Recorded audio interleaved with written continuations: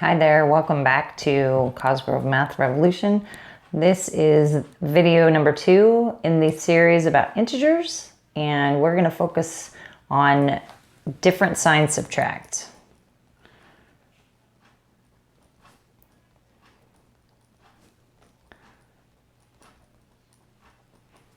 And the important thing to remember with different sign subtract is the larger number carries the sign.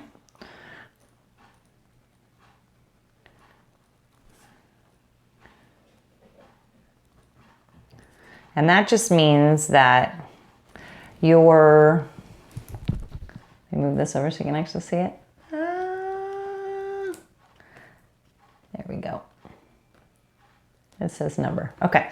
That just means that your answer needs to match the sign of the larger number in the problem. Okay, so let me give you some examples of what this is going to look like. So if I have different signs, that means that I have a positive number and I'm adding it to a negative number. So this would be one example of different signs. So first one here is positive. Again, this 10 is positive because it doesn't have a sign in front of it. So if it doesn't have a negative sign in front of it, it has to be a positive number. And we always read from left to right. So this plus sign actually goes with what's behind it. It doesn't have anything to do with that 10 there. Okay, so we have positive 10. We have a negative 7. Okay, positive 10 and negative 7. So these are different signs. I'm going to take the difference. So the difference between 10 and 7 is 3. And the larger number carries the sign. So 10 is bigger than 7. 10 is positive, so my answer needs to be positive. Okay, 10 plus a negative 7 also is written as 10 minus 7. Okay, these are the same exact problem. Okay, all right. Next problem. Let's do negative 25, and we're going to add that to 12. Okay, negative 25. Negative. Okay, 12 is behind a plus sign, which means it's a positive number. And if I have different signs, I'm going to take the difference. I'll do that over here on the side. So if I take the difference between 25 and 12, I have 5 minus 2, which is 3, 2 minus 1, which is 1. So this is going to be 13.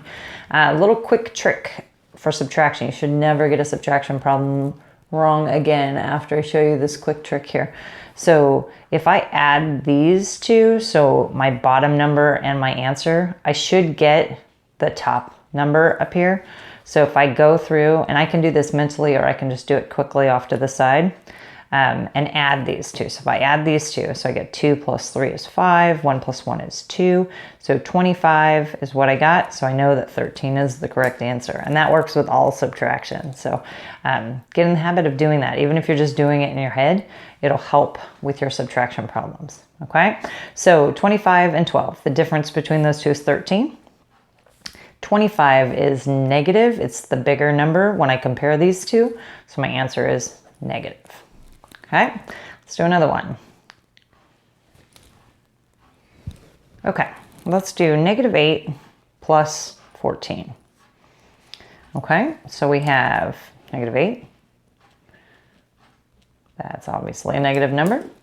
14 is a positive number. It's behind a plus sign, which means it's positive. Different signs, I'm going to take the difference. So 14 and 8. So for me, I like to count up. So I'm going to start at 8 and go up to 14. So the difference between these is going to be 6. 14 is positive. It's bigger than 8. So this is going to be a positive answer.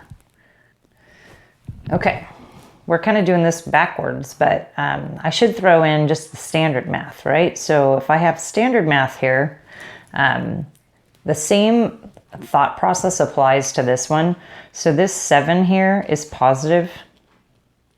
And again, 7 minus 5 is 2, right? But if you apply the same thought process that we used up here with the different signs subtract, this will also make sense, okay? So 7 is positive. This 5 here is behind a subtraction sign, which means it's a negative number. So I'm going to take the difference, right? I'm going to subtract them. So 7 minus 5 is 2. And 7 is bigger than 5. 7 is positive, so my answer needs to be positive. Okay, this problem might look a little strange to start, but let's try this one. Okay, so these are different signs. It looks very odd, I know, but let's just talk about subtracting a negative number. So if you subtract a negative number, you're actually adding. And there's this really cool thing that you can do when you have a subtract and negative here. So if I have a subtract and a negative sign next to each other, I'm actually adding this number that's behind it, so I can connect these two and make a plus sign. So that's the easy way to handle a subtract and negative.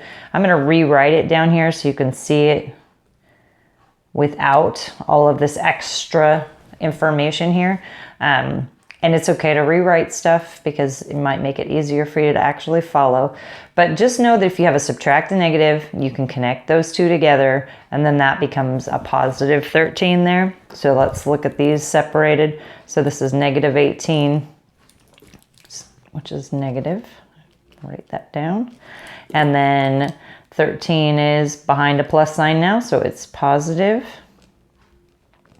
And they're different signs, so I'm going to take the difference. So 18 and 13, if I subtract those, I get 5. And 18 is bigger than 13, it's negative, so it should be a negative 5. So these are a little bit different. The reason why I included them, though, is because they are different signs. But just remember that when you have subtract and negative, so if I subtract a negative number, that means add. Okay, because I'm going to, again, I'm going to connect, let me rewrite it here. I'm going to connect these two lines together to make a plus. Okay, so it becomes a positive or an addition statement. All right, let's try one more. Let's do different signs. Okay, I want to make sure I give you enough examples of some different signs. Well, let's try some more that have subtractions with them. How about if I do a negative 10 minus a negative 8? Okay, again, we're going to connect these two together, make a plus sign. I'm going to rewrite it, which is negative 10 plus 8. This one is negative. The 8 is behind a plus sign, which is positive. They're different signs. I'm going to take the difference between them, which is 2. Difference between 10 and 8 is 2. The larger number is negative. Larger number is 10. It's a negative, so this becomes a negative answer.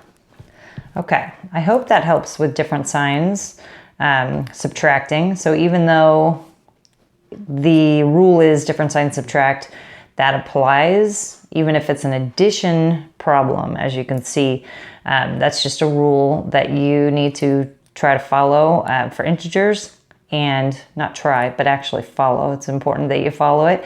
And I hope that this video helps you to understand a little bit more about integers and how to combine them correctly. Again, my goal here is for you to not only understand math, but grow to either like it or love it. And if there's anything that I can do to make your learning experience a little bit easier, please don't hesitate to reach out. I'm happy to try to create a video for you if there's something that you're struggling with or something that you would like made more clear for you. Just know that all math teachers teach a little bit differently, but you should never hesitate to ask questions if you've got questions, because the only way that you're going to learn is to actually ask questions.